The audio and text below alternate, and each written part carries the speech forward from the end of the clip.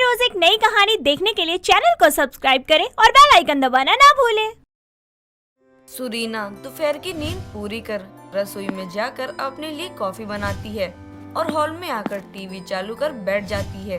तो उसमें करवा चौथ का एक गाना सुनकर वो गुनगुनाते हुए कॉपी पेन लेकर लिस्ट बनाने बैठ जाती है। कुछ ही देर में उसकी सास संजीला पड़ोस के घर से वापस आती है और उसको लिस्ट बनाते देखकर कहती है, अरे बहू, राशन तो अभी 2 हफ्ते पहले ही भरवाया था, तो ये अब किस बात की लिस्ट बनाने बैठी है तू? सासू माँ, त्योहारों का समय चल रहा है, अब तो लिस्ट तो बनती ही रहेगी। ये मैं करवा चौथ का व्रत करने के लिए मुझे क्या क्या सामान चाहिए उसकी ही लिस्ट बना रही हूँ। अरे बहू, इतनी महंगाई में तेरी लिस्ट लिखने से सामान की खरीदारी ना हो पाएगी। सासू माँ, महंगाई तो हमेशा ही रहती है, उसका तो लगता है कोई बढ़ने का बटन चालू करके बंद करना ही भूल गया है। पर अब इसके चक्कर में क्या इंसान तीज त्योहार ही त्याग देगा?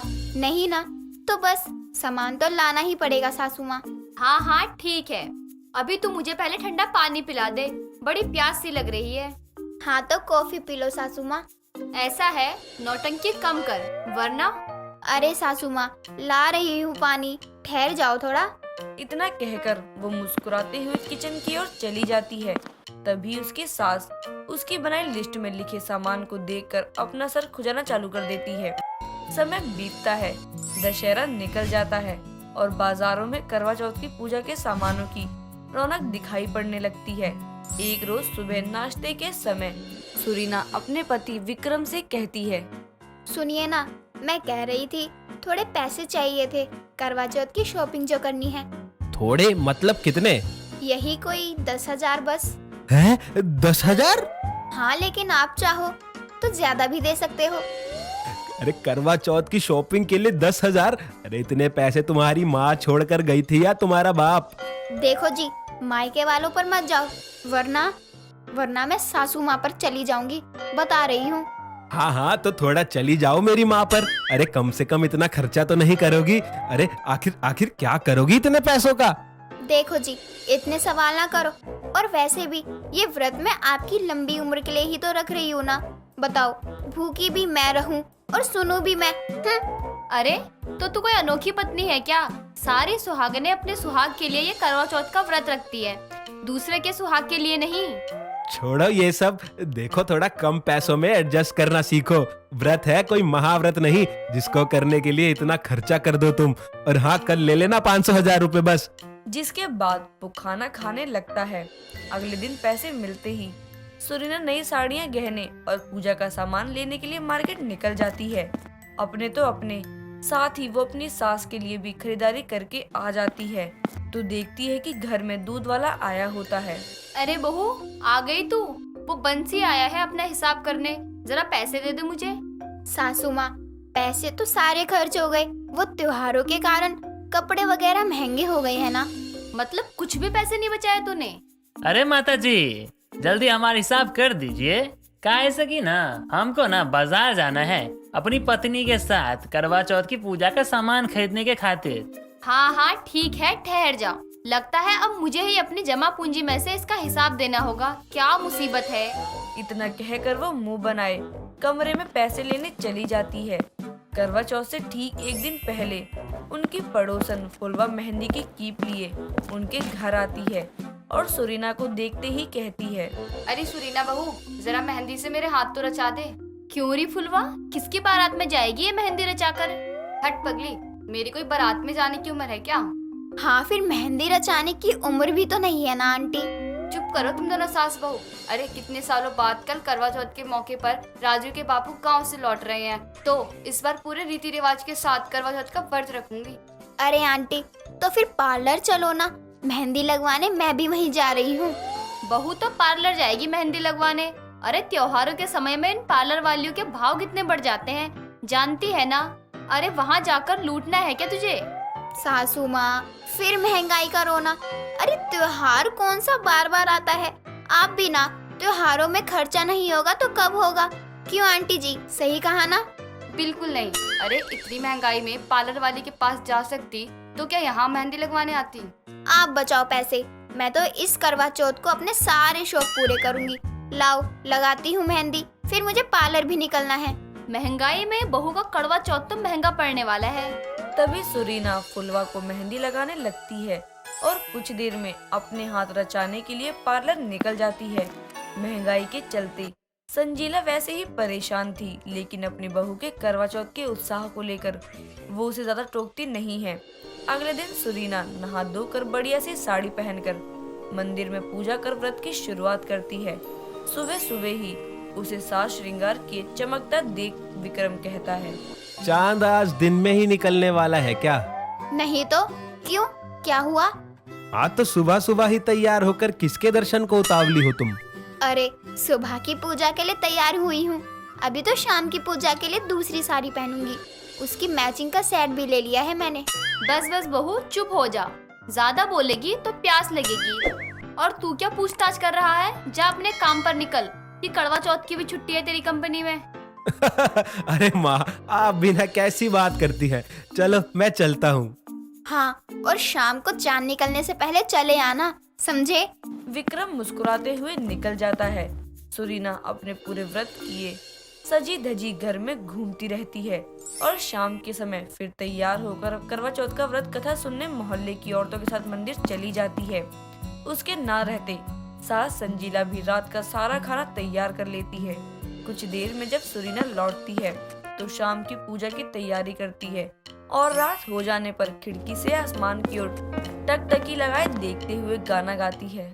आजा से आजा चंदा के जब तक तू न आएगा, सजना के चेहरे को देखने को ये मंतर सा जाएगा। अरे बहू, जितने गाने चाहे गा ले, चांद तो अपने समय पर ही निकलेगा। अरे फुलवा आंटी, आप यहाँ कब आई? तभी जब तू गाना गा रही थी। अच्छा, मैं कह रही थी संजीला कहाँ है, उसे कुछ कहना था। अरे आंटी, इस समय किसकी चुगली करनी है आपको? सासू माँ से व्रत के दिन तो कम से कम ये काम छोड़ दीजिए। तू नहीं समझेगी, बताना। कमरे में टीवी देख रही हैं, जाओ मिलाओ।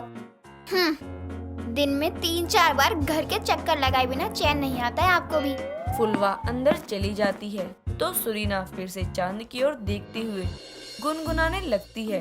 काफी देर इंतजार करने के बाद 9 बजे के करीब चांद निकलता है, लेकिन विक्रम अभी तक घर नहीं आता तो सुरीना भी सास से कहती है, सासू माँ देखिए ना, अभी चांद निकल आया है तो इनका कोई अता पता ही नहीं है। अब तो प्यास भी लगने लगी है। अरे इतनी श्रद्धा से व्रत किया है, इतनी महंगाई में खर्चा करवाया है, तो अब थोड़ा सब्र भी रख।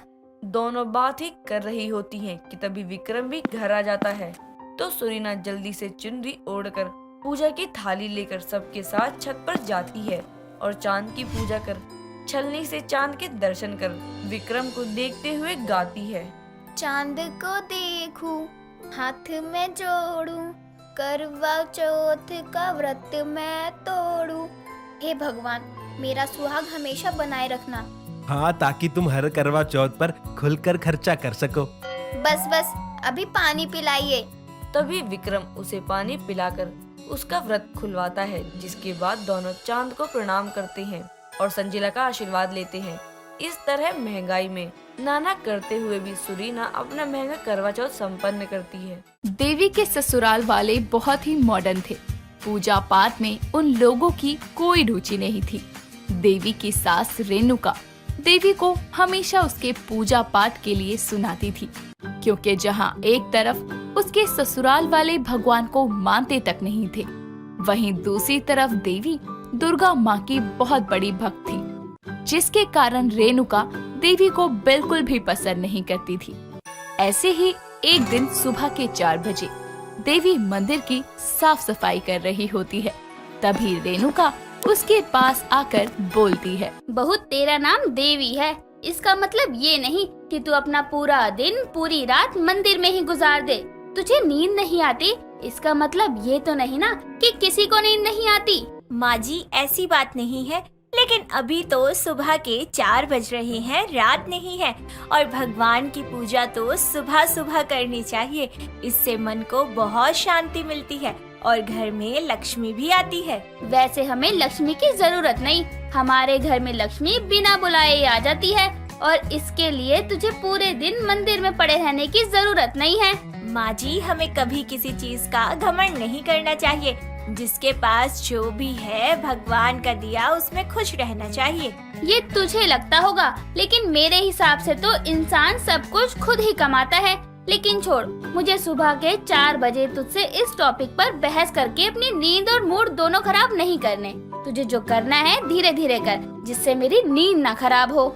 माँ जी, आप बिल्कुल परेशान मत होइए। मैं पूरा ध्यान रखूंगी कि मेरी पूजा की वजह से आपकी नींद खराब ना हो।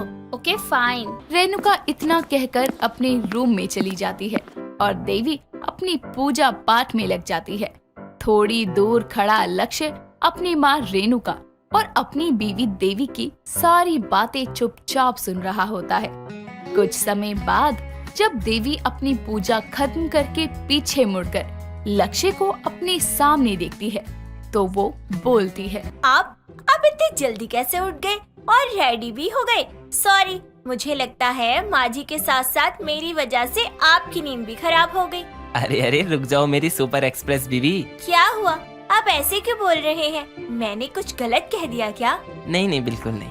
मुझे तो बस आज ऑफिस के काम से कहीं मीटिंग के लिए जल्दी जाना था।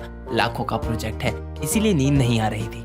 थोड़ा परेशान था, इसीलिए जल्दी उठकर रेडी हो गया बस। और जब बाहर आकर देखा तो माँ तुम्हारी क्लास लगा रही थी। यार तुम उनको कुछ बोलती क्यों नहीं हो? जैसे तुम हम लोगों को भगवान को मानने के लिए फोर्स नहीं करती, वैसे ही माँ को भी तुम्हारे भगवान को ना मानने के लिए फोर्स नहीं करना चाहिए। सबकी अपनी मर्जी। जब मुझे कोई प्रॉब्लम नहीं तुम्हारे पूजा करने से, तो उनको भी नहीं होनी चाहिए ना। अच्छा जी, तो जनाब आपने माँ जी की सारी बातें सुन ली थी। देखिए, आप परेशान मत होइए, समय के साथ साथ वो भी समझ जाएंगी। ओके? अच्छा, एक बात बताइए, आपके लिए ये प्रोजेक्ट ज्यादा इम्पोर्टेंट है क्या? हाँ यार है तो, क्योंकि इस प्रोजेक्ट के लिए मैंने दिन रात एक किया है। अगर ये कॉन्ट्रैक्ट किसी और को मिल गया तो मेरी सारी मेहनत खराब हो जाएगी। ठीक है, आप मेरे साथ मंदिर के अंदर आइए और ये पूजा के फूल अपने साथ लेकर जाइए। मुझे दुर्गा माँ पर पूरा यकीन है कि आपको ये कॉन्ट्रैक्ट जरूर मिलेगा। आपकी मेहनत खराब नहीं होगी। यार I respect your trust in God, but I don't believe in this. Sorry, I can't accept. Lakshya इतना कहकर ऑफिस के लिए निकल जाता है और देवी दुर्गा माँ से लक्ष्य की कामयाबी की प्रार्थना करने लगती है। थोड़ी देर बाद वो अपने घर के कामों में लग जाती है। कुछ समय बाद जब लक्ष्य ऑफिस से मीटिंग खत्म करके घर आता है, तभी देवी को आवाज देते हुए बोलता है, देवी एक गिलास पानी लाना यार, बहुत सिर दर्द हो रहा है। देवी पानी का ग्लास लाकर देती हुई बोलती है, आ गए आप? कैसी रही आपकी मीटिंग? हाँ यार, मीटिंग तो बहुत अच्छी रही और प्रोजेक्ट भी मुझे मिल गया। तो आप इतना धीरे आवाज में क्यों बोल रहे हैं? आपको तो खुश होना चाहिए। मैं बहुत खुश हूँ, लेकिन सुबह वाले अपने बिहेवियर के लिए थोड़ा सा गिल्ट महसूस कर रहा हूँ बस। क्योंकि जब मीटिंग शुरू हुई तो ऐसा लगा जैसे शायद ये प्रोजेक्ट मुझे नहीं मिलेगा। फिर अचानक मुझे तुम्हारी बात याद आई और जैसे ही मैंने अपने मन में दुर्गा माँ का नाम लेकर दोबारा से मीटिंग कंटिन्यू करी, ऐसा लगा सब कुछ मेरे हाथ में आ गया हो और वो प्रोजेक्ट भी मुझे मिल गया। ये सब तुम्हारे ही विश्वास का फल है। लक्ष्य देवी को बात बता ही रहा था कि तभी रेणुका वहाँ आकर कहती है, क्या बात हो रही है मियाँ बीवी में? बड़ी देर से देख रही हूँ। इस घर में मुझे कुछ बताना जरूरी समझता भी है कोई या नहीं? ऐसी बात नहीं है माँ जी, आप इस घर की बड़ी हैं। आपको सारी बातें जानने का पहला हक है। माँ जी, लक्ष्य जिस प्रोजेक्ट पर सारी रात बैठकर काम कर रहे थे ना, उन्हें वो प्रोजेक्ट मिल गया है। बस यही बात हो रही थी। क्या बात है बेटा, तूने तो आज दिल खुश कर दिया। ये वही लाखों का प्रोजेक्ट है ना? हाँ माँ, ये वही प्रोजेक्ट है, लेकिन इसका आधा श्रेय देवी को भी जाता है। ये सब उसके दुर्गा माँ पर विश्वास का ही फल है। आज मुझे यकीन हो गया कि इस घर में जो भी खुशियाँ और अच्छा हो रहा है वो सब देवी के पूजा पाठ का ही फल है। बंद कर अपनी बकवास जोरू के गुलाम। ये सब किसी की पूजा पाठ का फल नहीं है, ये तेरी मेहनत का फल है, समझा? और मेरा दिमाग खराब मत कर। और हाँ, मैंने तेरी सफलता की खुशी में पार्टी रखने की सोची है, इसलिए अपनी बीवी की गाथा छोड़ और जाकर गेस्ट को कॉल करके इनवाइट कर। ओके माँ। और महारानी तू थोड़ा अपनी भक्ति को साइड में रख के पार्टी की तैयारियां कर। खुद तो पुजारन थी ही, मेरे बेटे को भी अपनी साइड कर लिया। घर के सभी लोग अपने अपने काम में लग जाते हैं। थोड़ी देर बाद शाम हो जाती है और मेहमान आने शुरू हो जाते हैं। रेणुका सभी मेहमानों से अपने बेटे की तारीफ करना शुरू कर देती है और सभी मेहमानों के पूछने पर भी अपनी बहू देवी को किसी से नहीं मिलवाती। सभी मेहमान पार्टी कर ही रहे थे कि तभी वहाँ सभी लोगों को पार्टी सॉन्ग की जगह भजन सुनाई देता है, जिसे सुनकर सभी लोग जोर जोर से हंसने लगते हैं। ये सब देखकर रेणुका की सहेली पम्मी बोलती है, क्या बात है रेणुका, तूने तो हमें बताया ही नहीं कि तूने हमें पार्टी में नहीं बल्कि माता के जगराते में बुलाया है। अरे पहले बता देती, हम गिफ्ट की जगह फूल और मिठाइयाँ लेकर आते। क्यों, सही कहा ना मैंने? ऐसी बात नहीं है, शायद गलती से प्ले हो गया होगा, मैं देखती हूँ। माँ जी, गाने तो मैंने बंद किए हैं और आरती भी मैंने ही लगाई है। वो शाम की पूजा का समय हो गया था ना, तो इसलिए मैं खुद को तो भूल सकती हूँ, लेकिन मेरी दुर्गा माँ की शाम की आरती को नहीं। पार्टी तो हम आरती के बाद भी कंटिन्यू कर सकते हैं। आज के जमाने में तुझ जैसी भक्तन कहाँ होती है, तू यहाँ की लगती ही नहीं है। और आज तो पानी सर से ऊपर हो गया, तेरे इस घर में कोई जगह नहीं है, अब तू निकल जा मेरे घर से। माँ जी, ये घर मेरा है, अब मैं यहाँ से कहाँ जाऊँगी? मुझे नहीं पता, और अपने साथ साथ अपनी इस मूर्ति को भी अपने साथ ले जा, जिसे हम मानते नहीं। उस बेजान चीज को घर में रखने का फायदा भी क्या है? इतना कहकर रेणुका देवी का हाथ पकड़कर उसे बाहर कर देती है और जैसे ही माँ दुर्गा की मूर्ति को उठाने की कोशिश करती है, वैसे ही रेणुका को जोर का करंट लगता है और वो बेहोश होकर जमीन पर गिर जाती है। थोड़ी देर बाद जब उसे होश आता है तो ना ही उसके हाथ काम करते और ना ही पैर, इसी के साथ वो कुछ बोल तक नहीं पाती। कुछ दिन ऐसे ही बीत जाते हैं। तभी एक दिन अचानक रेणुका को दुर्गा माँ का सपना आता है, जिसमें वो बोलती है, रेणुका, ये तेरी ही करनी का फल है। तूने मेरे भक्त की आस्था को ठेस पहुंचाई, इसलिए तेरा ये हाल हुआ। तेरी जान तेरी बहू की दिन रात प्रार्थना से ही बच पाई है। अभी भी समय है, अपनी घर की लक्ष्मी को पहचान, वरना सबका विनाश हो जाएगा। भगवान के बिना कुछ भी नहीं है। उस सपने के कारण रेणुका को अपनी गलती का एहसास होता है और वो अपनी बहू देवी को बुलाकर इशारे से अपने किए की माफी मांगती है और दोबारा कभी उसके पूजा पाठ को लेकर कुछ नहीं बोलती। कुछ समय बाद अपनी बहू के दिन रात सेवा करने से वो बिल्कुल ठीक हो जाती है और भगवान में भी आस्था रखने लगती है। अगर आपको ये वीडियो पसंद आया हो तो इसे लाइक कीजिए, चैनल सब्सक्राइब कीजिए और कमेंट करके बताइए कि भविष्य में आप कौन सी कहानी देखना पसंद करेंगे।